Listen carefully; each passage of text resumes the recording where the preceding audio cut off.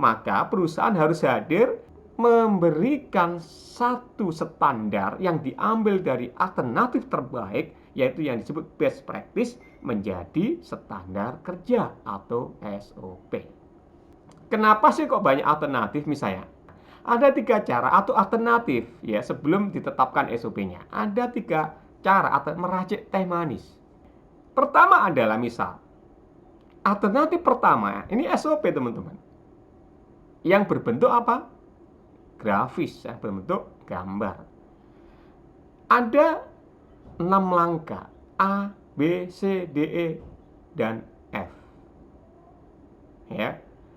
Yaitu pertama adalah untuk membuat teh manis itu adalah siapkan cangkirnya.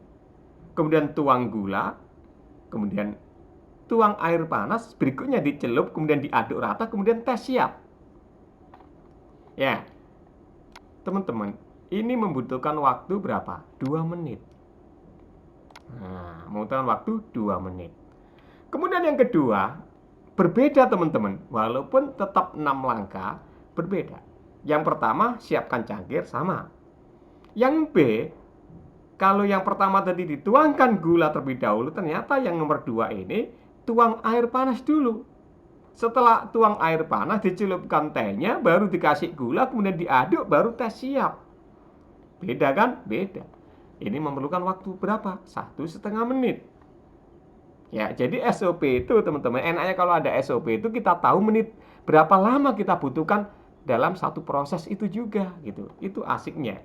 Kemudian alternatif yang ketiga berbeda lagi, ini hanya 5 langkah. Yang pertama siapkan cangkir, kemudian B tuangkan gula, kemudian tuang air panas, baru celup tehnya, kemudian teh siap dihidangkan. Ini berbeda teman-teman.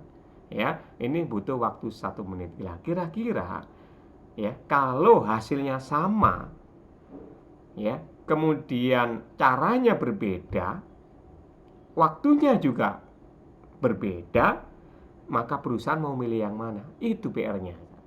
Ya, inilah yang saya sampaikan tadi bahwa satu pekerjaan, satu operasi itu bisa berbeda caranya.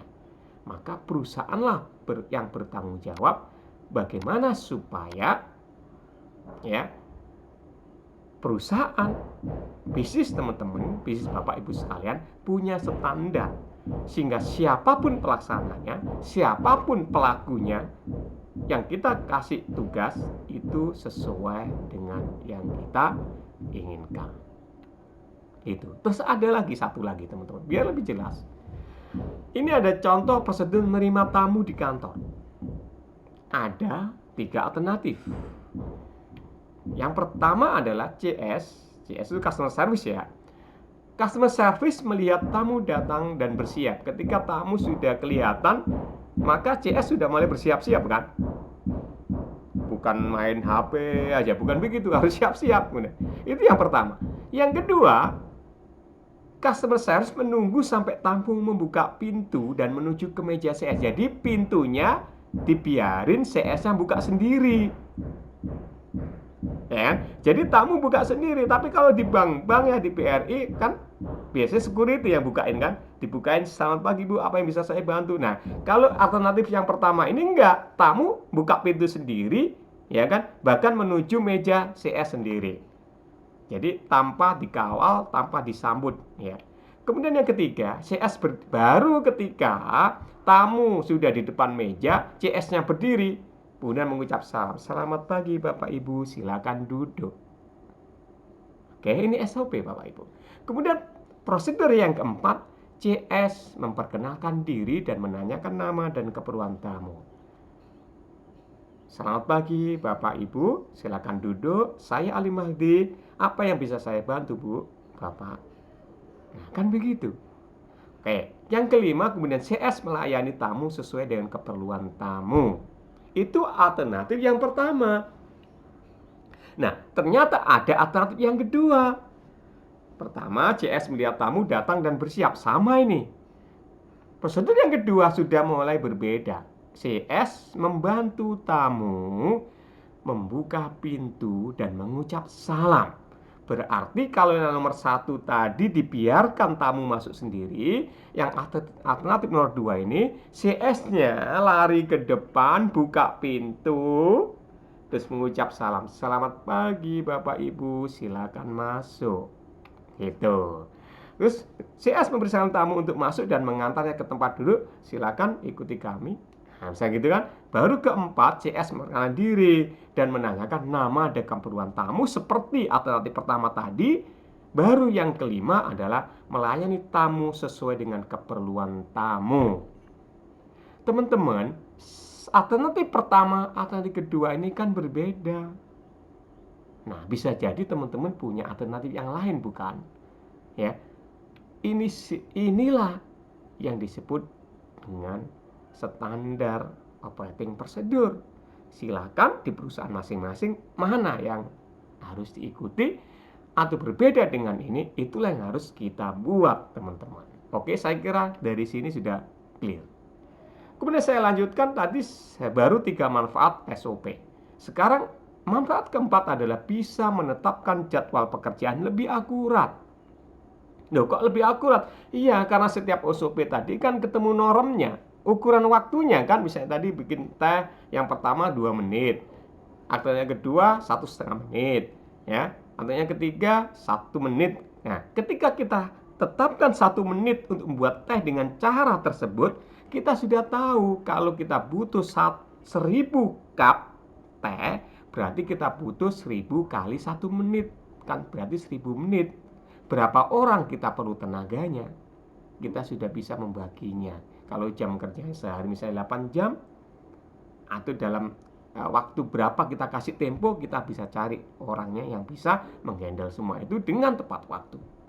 Kemudian manfaat yang kelima adalah bila terjadi penyimpangan, evaluasi dan tindakan perbaikan dapat dilakukan secara tepat dan cepat. Karena apa? Sudah tahu standarisasinya. Itu. Saya kasih contoh lagi biar lebih dalam. Misalnya kita bikin produksi paper box, ya. Bikin paper box, kotak box ya. Kalau ibu punya handicraft atau apa gitu kan biasanya dibungkus, ya. Ini bikin paper pakai kertas karton biasanya. Itu banyak alternatif dalam melaksanakannya. Misalnya yang secara umum adalah diukur dulu kertasnya, kemudian dipotong, kemudian dilipat, dilem dan dirakit. Tentu Bapak Ibu sekalian banyak cara untuk mengukurnya, memotongnya, cara melipatnya, banyak cara juga mengelimnya, merakitnya. Karena banyak cara, banyak alternatif, maka perusahaan mencari praktek terbaiknya, best practice-nya seperti apa, ya, dibuatkan SOP-nya. Maka ketika ketemu cara yang terbaik dengan mutu yang diinginkan, maka standar cara plus standar mutu, ya, itulah sebut SOP. Maka disitulah akan diketahui standar waktu atau normnya, Bapak Ibu sekalian. Untuk apa? Untuk mencapai hasil atau output yang diinginkan. Contoh misalnya, kalau norm standar waktu dengan cara tertentu itu, dengan kualitas tertentu yang ditetapkan tadi, misalnya ketemu 10 menit per unitnya, maka di warna oranye yang sebelah pojok kiri, jika norm atau 10 menit ya dibutuhkan ya tiap pieces atau tiap unitnya produksi paper box ini, kalau misalnya diketahui jam kerjanya 8 jam per hari, ya, maka kapasitas produksi per harinya adalah 48 pieces atau 48 unit per hari per orang. Nah, kan lebih jelas kan? Jadi kita tahu kemampuan kapasitas produksi tiap orangnya. Ya. Nah, jika ada orderan atau target produksi 5.000, berapa lama bisa diselesaikan jika per unitnya membutuhkan berapa? 10 menit. Begitu. Maka diperlukan 104 hari atau 3,5 bulan kalau kerjanya yang bekerja hanya 1 orang tanpa lembur, Bapak Ibu sekalian.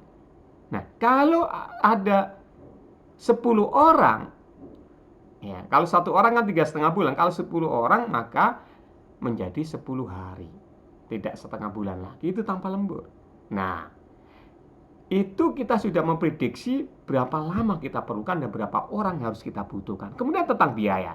Jika gaji karyawan misalnya 3 juta per bulan atau 24 hari ya dalam 1 bulan masuknya, maka ongkos tenaga kerja bisa kita ketahui 2.600 per unit. Jadi per boxnya itu ongkos produksinya dari unsur bahan tadi bisa dihitung, dan yang kita ketahui adalah dari unsur tenaga kerja itu 2.600. Harga pokok produksi itu ada 3 komponen ya Bapak Ibu, biaya bahan baku, biaya tenaga kerja langsung, dan biaya overhead pabrik. Dari SOP ini sudah akan kita ketahui bahwa biaya atau cost dari unsur biaya tenaga kerja langsung itu 2.600 per unit. Pertanyaannya, apakah selama ini Bapak Ibu sekalian sudah menghitung harga pokok produk masing-masing?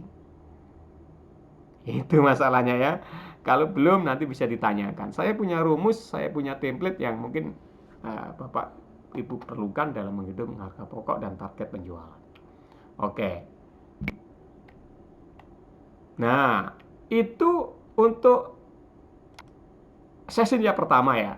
Sebelum saya lanjutkan Bapak Ibu sekalian ke lebih yang teknis, apakah ada pertanyaan?